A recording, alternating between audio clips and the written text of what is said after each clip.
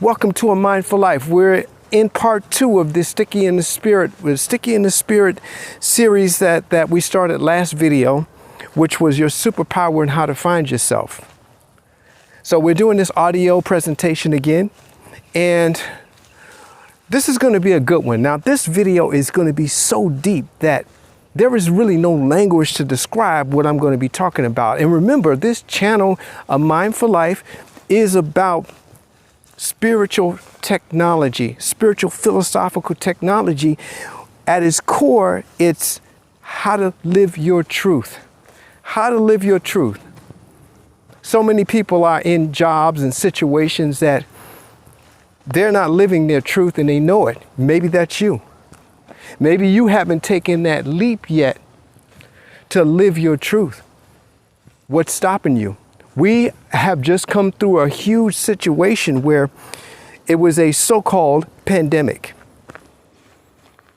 And in that situation, there was a lot to be learned. My hope, my prayer for you, for myself, for us all, is that that time gave you a time to reflect on your life. Maybe you didn't have a time to reflect. I know I was running at 100 miles per hour, and I didn't have the time to reflect on my life like I did during that season. Now, the last video in this was your superpower and how to find yourself. That was the Sticky in the Spirit one. This video, and this is an audio presentation, obviously. We're doing a couple of these right now. This is part 2 of that. This is part 2 of the whole thing. Now, the first one was mostly your superpower. Your superpower was mostly that first video. Your superpower and how to find yourself. This video is going to focus on how to find yourself. Now, from that first video, the superpower was simply your ability to behold. And you can go back and watch that video and review that to get an idea of how that context was about. Your ability to behold, to have perspective, is your power.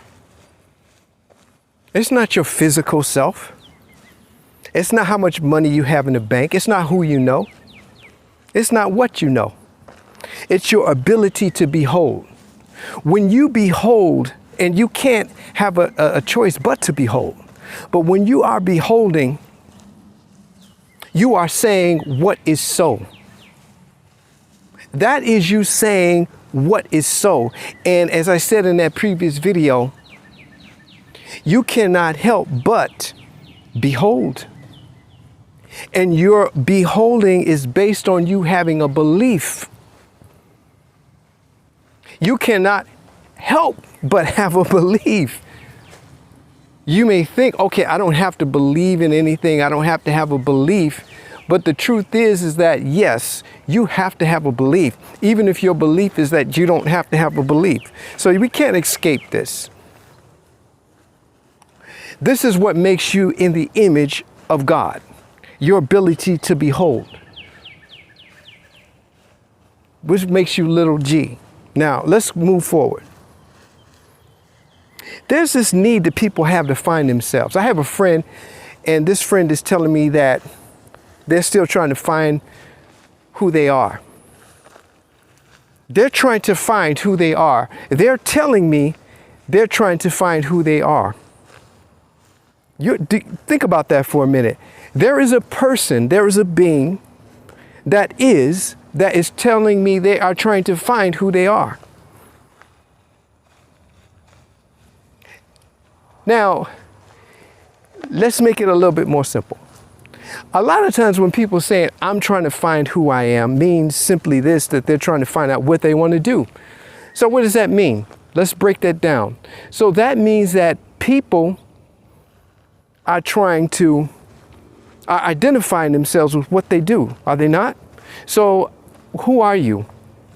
What are you? I'm a doctor. What are you? I'm a basketball player. People identify themselves with these things, don't they? What are you? I am Japanese. What are you? I am black. What are you? I am white. What are you? I am American. What are you? I am African. So we get into this realm of identifying ourselves as being these outer things. What are you? I am a teacher. I am a teacher and I'm a basketball player. So people get into the realm of identifying themselves with outer appearances. But I've said this in many videos, these outer things are just attached to the being that you are. They are not who you are. So when people are trying to find themselves, when you hear your friend saying to you, well, I'm just trying to find myself, are they lost? Ask them, are you lost? Well, I am lost. I don't know who I am. You see? So, but I'm going to say to you in this video that you are experiencing yourself all the time. It's just that we haven't realized that that's who we are. Sometimes when a person creates something, it could be a piece of music, some artwork, a business plan. A lot of times what happens is they see themselves in the plan. They see themselves in the artwork. If you hear somebody sing a song and it's on a recorded, you can say, oh, I hear their spirit. I hear them in that song. I hear them in that video. I hear them in that presentation. So people are getting to a place of saying, okay, I can see that person in their handiwork. It's just like saying, I can see the nature of God in the tree. I can see the nature of God in the flower. I can see the nature of God in the hurricane, in the tornado. I can see the nature of God.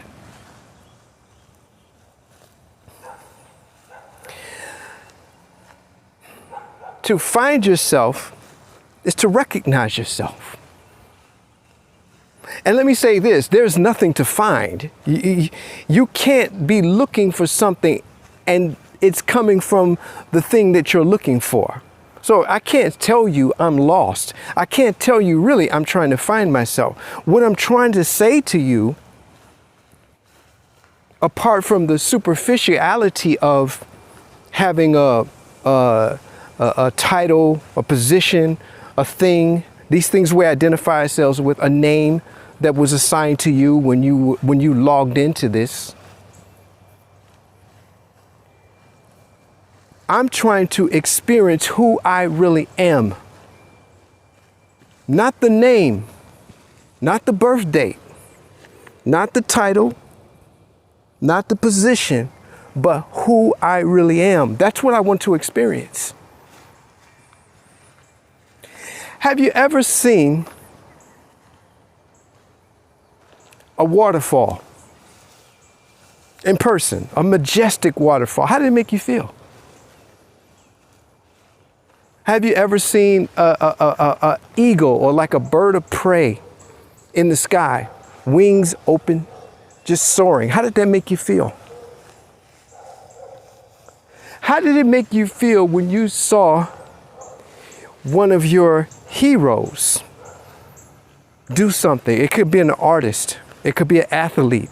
It could be someone in government or politics. How did it make you feel? Did you feel their greatness? When your hero got that shot and won the game, how did you feel? How did you, now let me ask you this, not how you just felt about the event, but how did you really, really feel about the person? I know I had a hero. I had a couple heroes, but let's just pick one. I had a hero and I felt this person was awesome. I felt this person was amazing. And it helped me feel amazing too, because maybe I could identify with them. There were some things about them I could identify with. And it made me feel amazing. But it was that person that was amazing. Now, keep in mind, I never met this individual before in my life. I don't know who they were. I never talked to them. I never seen them in person. But they were awesome. They were genius. And I felt like, wow. Every time I saw this person in the media, in what they were doing, I just felt this. I felt that they were so awesome. It made me feel good about myself and about life. And you know, I believe that I knew that person. Let me ask you this. Maybe you had a similar experience. How could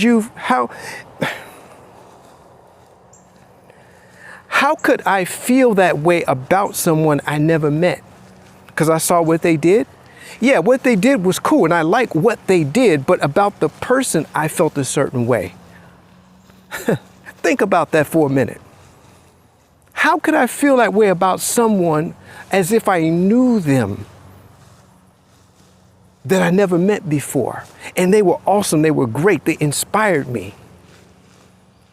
Think about the times in your life when you felt that way about one of your heroes. It could have been a parent, a relative, but think about that for a minute.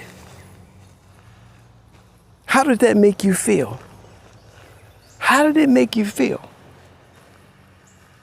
This is what I want you to consider and what I want you to think about right now. And what I'm saying about finding yourself, what I'm saying about the whole idea of finding yourself is that is you. Yes.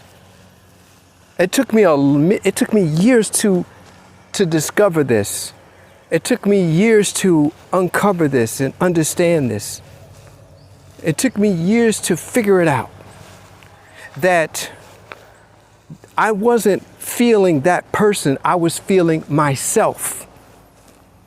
Not just my inspiration, not just my excitement, not just my upliftment by observing this person, but I was feeling my being. That was me I was feeling, not them. Now that's very, very deep. And don't oversimplify this and just say, oh yeah, I saw my hero and I felt great and inspired. They were inspiring me. Sure, I felt great. No. You weren't feeling inspiration. Now, I'm not talking about what they did. I'm talking about them, who they were. You weren't feeling inspired. You were feeling who you are. And think about a mirror for a minute. A mirror. A mirror reflects back to you an aspect of yourself. It doesn't reflect back everything to you. It reflects back an aspect of who you are. That's what the mirror does. Now, if you were to reach out and touch the mirror, you wouldn't be touching yourself. You'd be touching a mirror. The mirror is blank.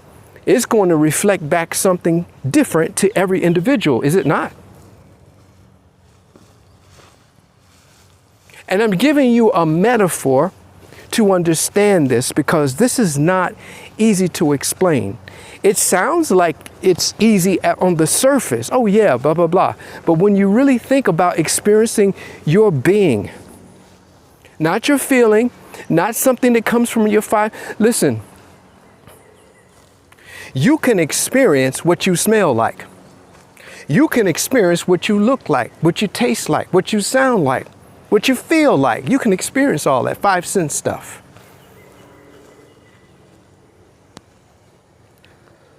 But you cannot experience your beingness, can you?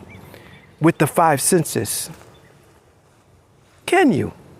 You cannot experience your being with the 5 senses. You can experience those other things with the 5 senses. When you experience these feelings, let's call them, this presence, let's call that, from your hero or from, you're experiencing yourself. You're experiencing your being in a sixth sense type of way, quote unquote. And when I say sixth sense, I just really mean apart from the five senses. This is a sense that you have to experience your nature. And you know what?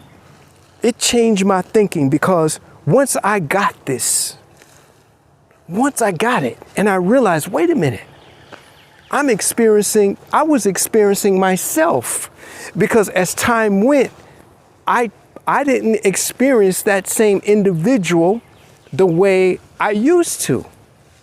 So I said, wait a minute, it's not just, if it was just that individual, I would experience it the same way, but I didn't. I experienced it in different ways. And then I began to realize, oh, it wasn't that that individual was so great and genius and awesome, and I was just the observer, and I was just sort of like catching the vibe of that. I was actually experiencing myself. I was experiencing me in an invisible way, apart from the five senses. This is how you find yourself. You begin to go back and think of times that you felt different things from things in the world, like what I'm talking about. It could be a lot of times it's people. People are great mirrors to experience your being in a sixth sense type of way. And I know somebody's getting this, because, as I said, on this channel, Mindful Life, things are revealed. It's not just that you can debate this. This is nothing to debate. There's a place to debate. But this is revealed to you. Aha, oh, wow. You see, that's the revelation right there. Now, what I'm saying to you is, to find yourself is to experience your beingness in the outer world. It's not just to go within. And see, there's a lot of talk about going within, etc., etc. That's okay. Maybe that's a certain stage of this. Like I said, this is not some scientific theory that I've come up with. This is something that's been revealed to me. The greatness that you felt in your hero is you. It's not just your feeling about them. You don't know them. The fear you felt about that tornado is not just the fear of dying from the tornado. The power of that tornado. Go beyond the fear of the tornado and go into the sense of the power you felt, and that's you. So how to find yourself. This video was not telling you how to apply for school. You know, it's not telling you how to meditate. It's not telling you how to try a bunch of different experiences and pick the ones you like, and therefore you kind of like sort of are piecing together a mosaic of who you really are. No, no, no, no. Your beingness, who you really are, is something that is experienced beyond the five senses. The five senses are giving you a surface view of who you are. But if you want to know and experience your beingness, one powerful way to do this is to see what you are feeling about the outer world. We clothe our outer experiences in who we are. And this ties into you beholding, your power to behold. It ties in together. This ties in with your power to behold. A lot of times you're beholding things from who you are. You're beholding things from your nature. You want to know what your nature is, which is finding yourself, right? You can't get that from the matrix name that you got, or the birthday that you got, or the artificial box that you put yourself in as a category. Crystal, rainbow, indigo, millennial, X, boomer, whatever you want to call it. That's not going to tell you anything about reality, okay? That's like taking having a front yard. That's not the real thing. You're cutting the grass, you're trimming the trees.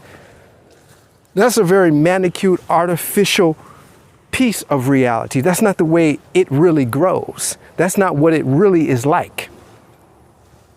Okay, so I'm going through this because I hear this a lot. People are trying to find themselves.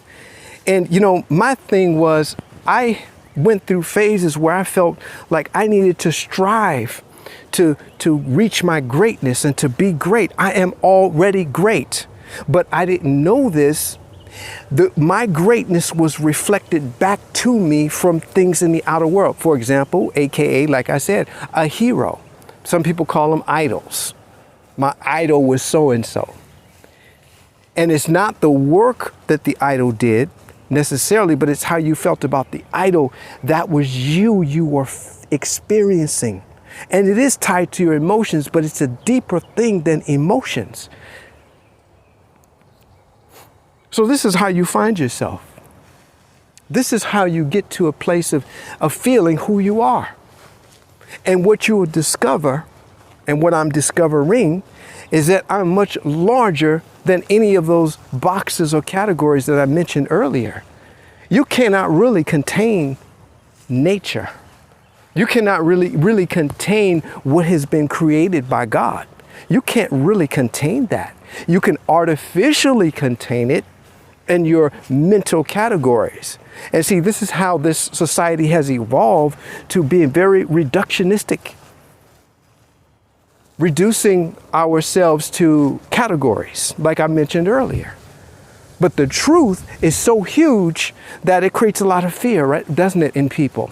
When people can't put you in a box, when you move like water, and or air or fire, and people can't put you in a box, doesn't that make them uncomfortable? Now, that's a limitation on their part, not on your part.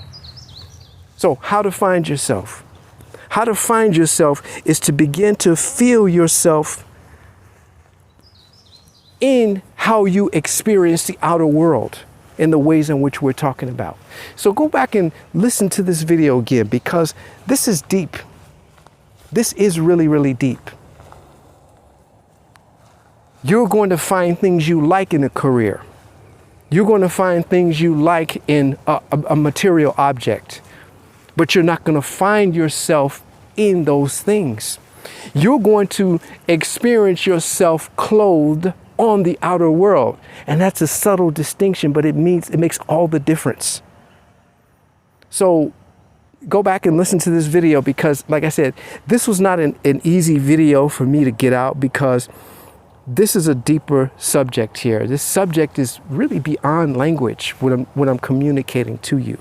But as I said before, on this channel, Mind for Life, things are revealed to you. This is a channel of revelation. All right? So how to find yourself?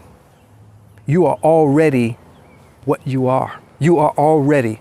There is no place you have to go, and nothing or no one that you have to be. And it's reality, the so-called outer reality, is reflecting that back to you. All right? So thanks for coming to A Mind for Life. Peace out.